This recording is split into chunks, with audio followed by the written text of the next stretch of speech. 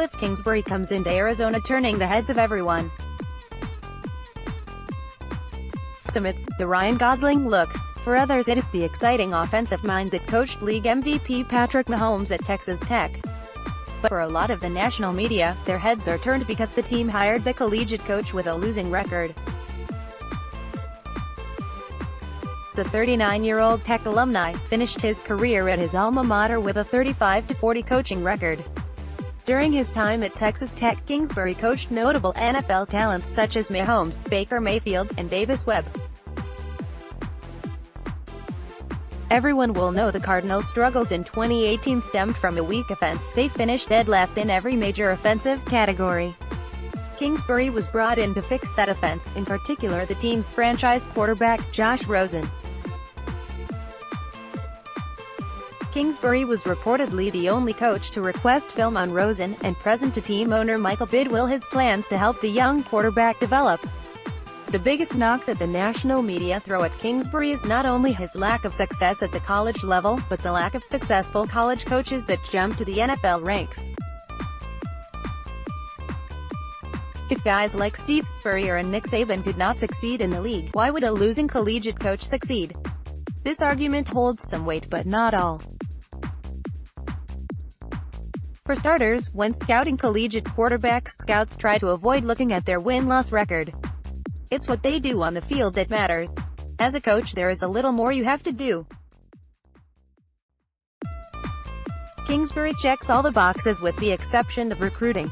He has been able to develop NFL talent at the quarterback position and develop good offenses. While he holds a losing record as a coach, the product on the field shows promise for success. The other factor to keep in mind is the history of collegiate coaches. There are three coaches that are often brought up in this argument: Steve Spurrier, Nick Saban, and Chip Kelly. People talk about their records as coaches but fail to see the general managers they worked with.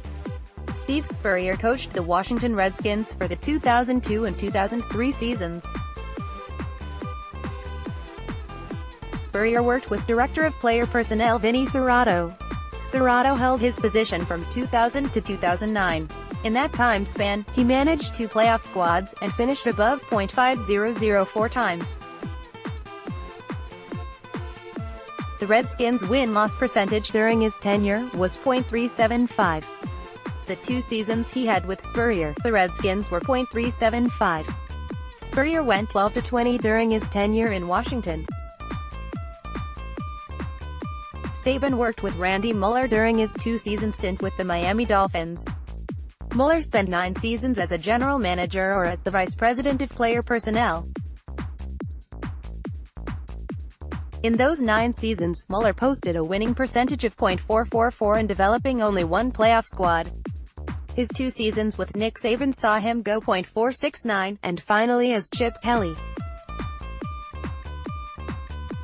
What is tough to determine about Kelly is whether or not he was a poor general manager or a poor head coach.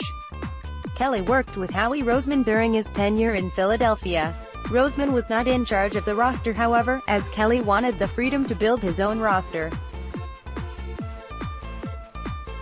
He finished his tenure in Philadelphia with a .553 record. Roseman has gone .604 since taking control in 2016.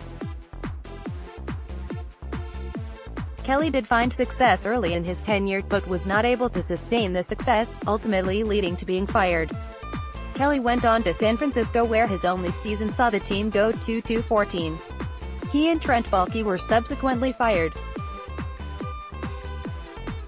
Baalke was .578 prior to Kelly, and finished his tenure in San Francisco with a .513 percentage. Baalke however saw the 49ers slowly fall into the abyss. Jim Harbaugh and the team separated the season prior after going 5-11. The glory days of 3 straight playoff seasons, culminating in an NFC conference loss, a Super Bowl loss, and another NFC conference loss, were over. What does this all mean? It means pairing Kingsbury with a proven commodity at the general manager position should lead to success. Steve Keim's greatest success came when Bruce Arians was the head coach, but poor draft classes, and aging veterans who were relied upon early, began to fail. Keim is a good general manager, finding gems in guys like David Johnson, Tyrann Mathieu, and John Brown. Keim will be a gentle hand in Kingsbury's early stages, helping run the business side of being a head coach, allowing Kingsbury to run the X's and O's aspect of his job. Next, possible free agent departures for Cardinals. Only time will tell if Kingsbury will be able to buck the trend of collegiate coaches failing in the NFL.